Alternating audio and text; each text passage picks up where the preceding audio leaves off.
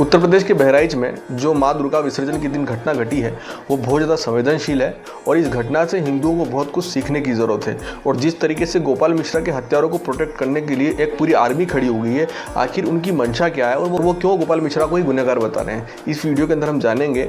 आपसे एक रिक्वेस्ट है, इस वीडियो को अंत तक देखें और अगर वीडियो अच्छी लगे तो वीडियो को शेयर जरूर करिएगा। तो शुरू करते हैं आज की वीडियो। क्या हुआ है? मूर्तियां पहुंची महाराजगंज के बाहर चौराहे पर, वहाँ पर जो है मूर्ति पर पथराव किया। अब्दुल हमीद के घर से पथराव हुआ।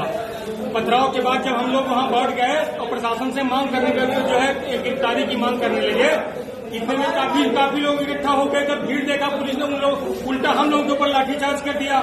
लाठीचार्ज के दौरान भगदड़ मची। उसी भगदड़ में अब्दुल हमीद के घर वालों ने खींचकर घर के भीतर इसको गोली मार दी। कम से कम 10 से 15 लोग। किस थाने का मामला है ये?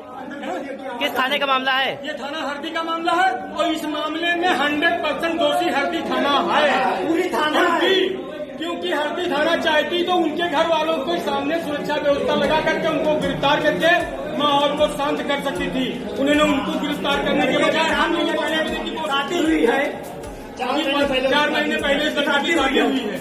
देखिए, आपको पता होगा हिंदुओं का जब भी कोई त्यौहार आता है, चाहे वो गणेश विसर्जन का दिन हो, चाहे वो दुर्गा नवमी की विसर्जन का दिन हो, चाहे वो राम नवमी हो, चाहे कृष्ण जन्माष्टमी हो, जितने भी हिंदुओं के त्यौहार आते हैं और इनके जो जुलूस निकलते हैं रस्तों से, तो उसमें जो मुस्लिम क्षेत्र पड़ते हैं वो संवेदनशील हो जाते हैं। प्रशासन ये कहता है कि ये संवेदनशील इलाका है, यहाँ पर अतिरिक्त फोर्स की आवश्यकता है और कोशिश ये की जाए कि हिंदुओं के जुलूस यहाँ से नहीं निकले, और अगर निकले भी सही तो यहाँ पर जो डीजे ढोल हैं उनको बजाने की अनुमति ना हो।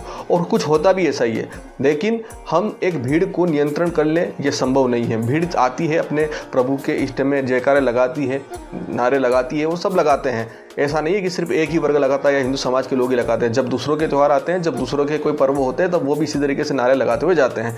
तो दुर्गा नवमी के दिन बहराइच में भी ऐसे ही कुछ हो रहा था। वहाँ पर लोग उत्साहित थे, डीजे ढोल बंद कर दिए गए थे, लेकिन जो नारे थे वो लग रहे थे। कुछ लोगों को ये नागवार गुजरा, उन्होंने वहाँ पर पत्थर फेंके और पत्थर फेंकने के बाद जो हुआ, उसके बाद जो गोपाल मिश्रा की वीडियो वायरल की जा रही है बहुत ज़्यादा, उसमें वो एक घर के ऊपर चढ़ जाते हैं, वहाँ पर जो झंडा था उसको हटाकर भगवा ध्वज लगा देते हैं। इस तरीके की जो वीडियो है वो बहुत ज़्यादा वायरल की जा रही है, उसको एक तरफा दिखाया जा रहा है। लेकिन उससे पहले क्या हुआ था इस बारे में कोई नहीं बता रहा।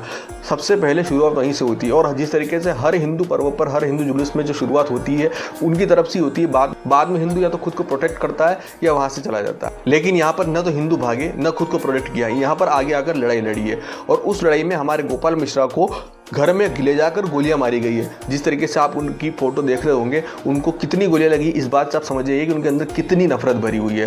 तो जो लोग गोपाल मिश्रा के बारे में कह रहे हैं कि इसने वहां जाकर पहले इस तरीके की हरकत करी, उसके बाद मुस्लिमों ने मारा, चलो ठीक है, हम ये मान भी लेते हैं, ये एक्सेप्ट भी कर लेते हैं कि गोपाल मिश्रा घर के ऊपर चढ़े थे, उन्होंने हरा ध्वज उतार दिया, उसके बाद भगवा ध्वज वहाँ पर लहरा दिया। तो क्या इसके लिए कोई कानून व्यवस्था नहीं है भारत में?